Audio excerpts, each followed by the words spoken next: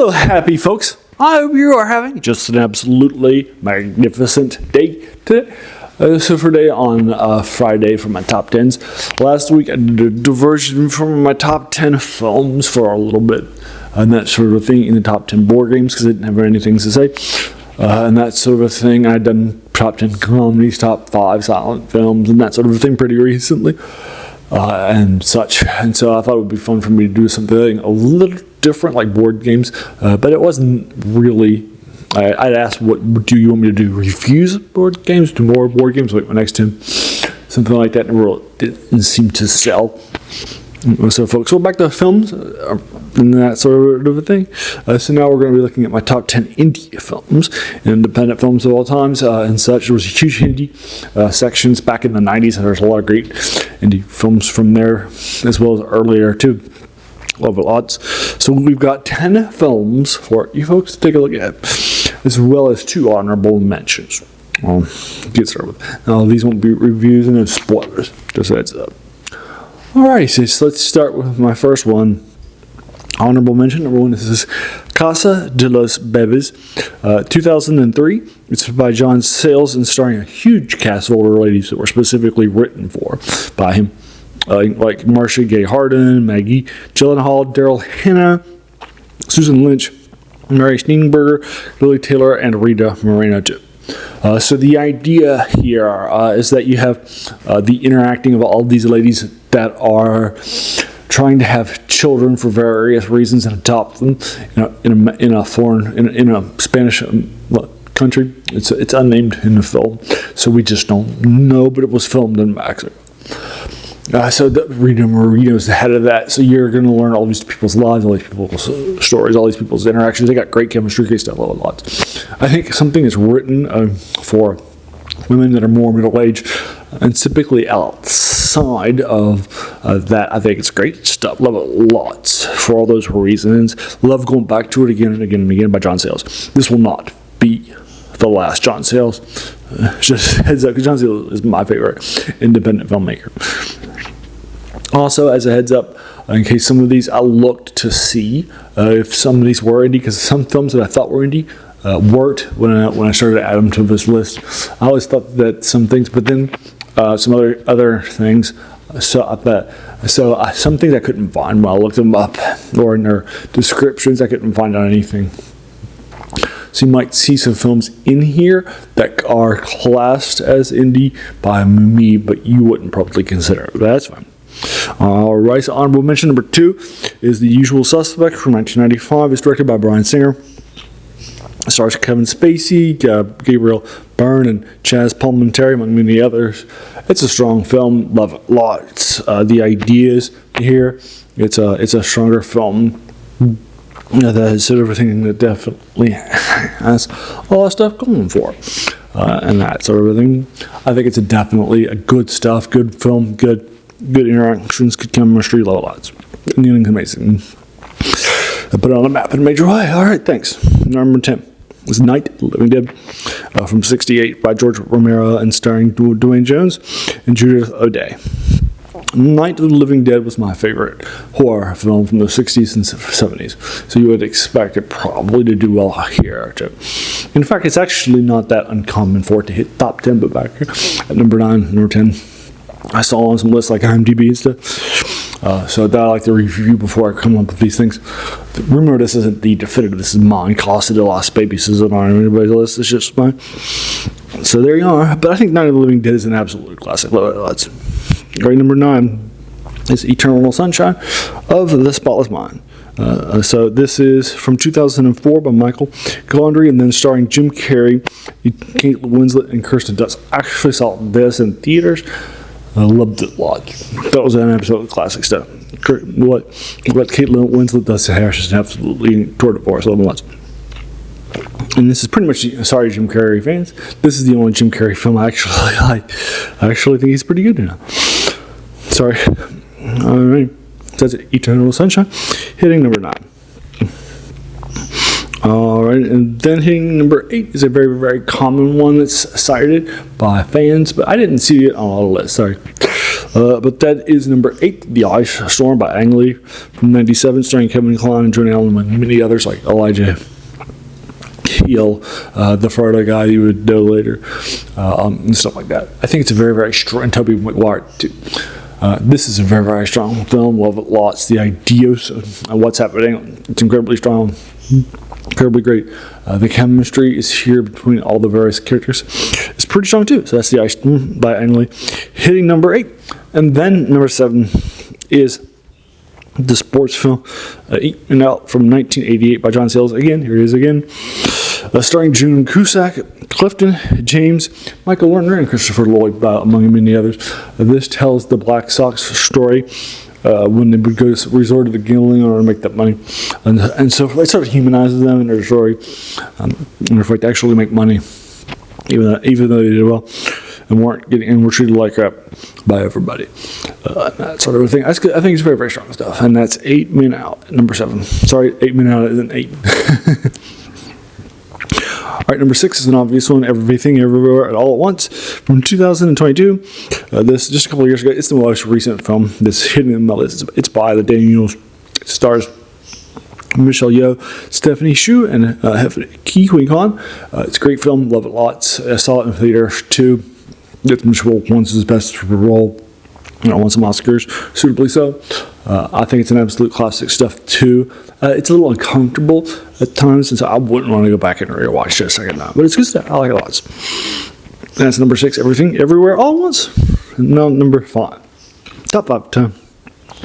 Number 5 is Memento from 2000 by Christopher Nolan. It put him on the map in a major way. It stars Guy Pearce, Carrie Ann Moss, and Joe Pantoliano. Love it lots. I think it's an absolute tour de force. Classic stuff. Love it lots. And it's definitely the thriller and action and endings and such. All right, so that's number 5. Now number 4. Number 4 is one of the ones I just couldn't find out if it was an indie or not. I always thought that it was, but many of the other ones I always thought were too. When I started looking them up, weren't. And that's Glengarry Glen Ross, the 1992 film directed by James Foley and starring a great team of Al Pacino and Jack Lemmon, Alec Baldwin, Ed Harris, Alan Arkin, among many others. It's based on the Mamet screenplay and that sort of thing. That was a play that was very, very popular from the 80s. And Mamet went back and rewrote it and that sort of thing. I think he did an absolute strong show with odds. All right, and number 3 is Return of the Secaucus 7 from the 80s. It's also directed by John Sayles and stars Bruce McDonald, Maggie Renzi, and David Strathairn. It's actually introduced to David Strathairn. So if you're a David Strathairn fan, you're going to love this one lots. I said the good thing about this one, this was basically retelling of a bunch of people that used to hang out in college and get into parties and such. They were in the flower generation, and so they were fighting for the good causes. And now they're going back for a reunion and that sort of thing. 7 of them.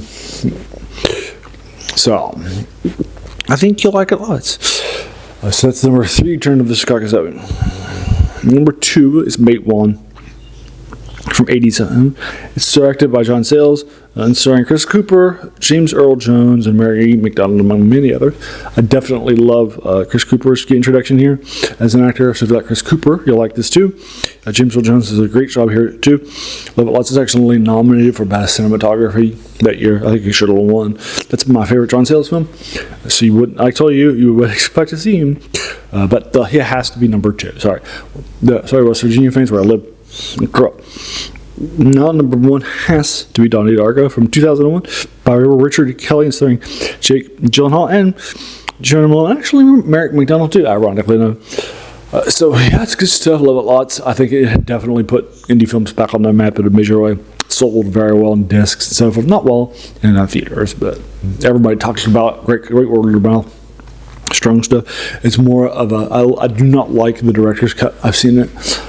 once in the theaters, and I actually saw it once on DVD. I just don't like it. I think it spells out stuff. I like that this film was cut down to the minimum. I think it had some great stuff. It's retelling of the 80s, also very sumptuous. So those are my top 10 indie films. Let's go over them in order. And once again, honorable mention number 1 is Casa de los Babies from 2003. Number 2 honorable mention is The Usual Suspects from 1995. Night of the Living Dead from 2000, from 1963 or 8 rather. It's from number 8. Number 9 is Eternal Sunshine of the Spotted Mind. Sorry, Sunless Mind. From 2004, and then number 8 is The Ice Storm from 97 rather. Number 7 is 8 Men Out from 88. Number 6 is Everything Everywhere All at Once from 2022. Number 5 is Memento from 2000. Number 4 is Glengarry Glen Ross from 82. Number 3 is The Return of the Chicago 7 from AD. Number 2 is Mate 1 from 87. And then Dying Darkness from 2001. Alrighty, so those are my top 10 plus a couple more honorable mentions for you folks. So have you seen those? What did you think about them? And would you put them in this order? And then what would be your top 10 indie films? Would some of these make it? Would all of these make it? Right, many of these top 10 films are typically in top 10 films. Indie stuff like The Usual Suspects and Night of the Living Dead, right? And that sort of thing. I'm actually a little surprised that some of the ones like High Storm weren't in the top films by critics, but I definitely don't think it deserves it. Alrighty, so there you are. So what did you think? Your opinion is just as valid as mine is, right? And remember, I'm not a trained critic, nothing like that, right? I'm just a nabe. So giving you my thoughts as a fan. Alright, so there you are. What are your thoughts? And we agreed that things like Glengarry Glen Ross are in fact indie, even though I couldn't find out, no matter how many times I tried to Google it or look on the wiki page. Alright, I think it's a good list. Good stuff. Lots of great films there. Alright. So, but what will be yours? What's missing? Let me know what your thoughts are in the comments below. If you like this, please hit the previous ones, all about the top 10 films or top 5 silent films recently, in order to check those out. I think you'll like them lots. We got top 10 comedies, top 10 actions, top 10 foreign language films, so lots of stuff like that. Top 10 films, right? That's good stuff. I got superhero films, science fiction, fantasy, lots of that stuff. Tomorrow I will be doing my deep dive into serials. Start off with serials from the movies like Flash Gordon or Buck Rogers. Then I will move to TV stuff from the 60s like Doctor Who from the BBC. So tomorrow I'll be doing The Chase. It's a comedic Dalek second season from 1965. It's also seized by Barbara in a very, very sad way. So that's happening too. So if you like that, check this out too. On Wednesday, I do reviews of video games. I just did my review of Stellaris from 2016, about 9 years ago now. And then I also do 3 videos a week that review older things in science fiction, fantasy, and horror. And also on Mondays, I do reviews of some older Dungeons and Dragons or Battletech wargaming stuff. So I did D2, the Shrine of the Kuo-toa from 78 by Gear Gates in the first edition for Dungeons and Dragons, and the next I'll be doing D3, and that will be the last one, Vault of the Drow from that series. But also my guys, so if you like that stuff, older stuff, definitely check it out. Hit the like button, the subscribe button. If you're feeling frisky, be notified of my 7 videos. Let your friends know, and then also just watch and share. Those are the key things about the channel. Alrighty, so those things sound funny, then do so. Alrighty, as you can tell, the name of this channel is also the passion from all these older things too. It's also where the name, the worst thing about new books. That's a quote by a French philosopher named Jacques Joubert, who said that the worst thing about them was that they kept us from reading the old ones, right? There's definitely some more stuff we might have forgotten about. And then also, so check them out.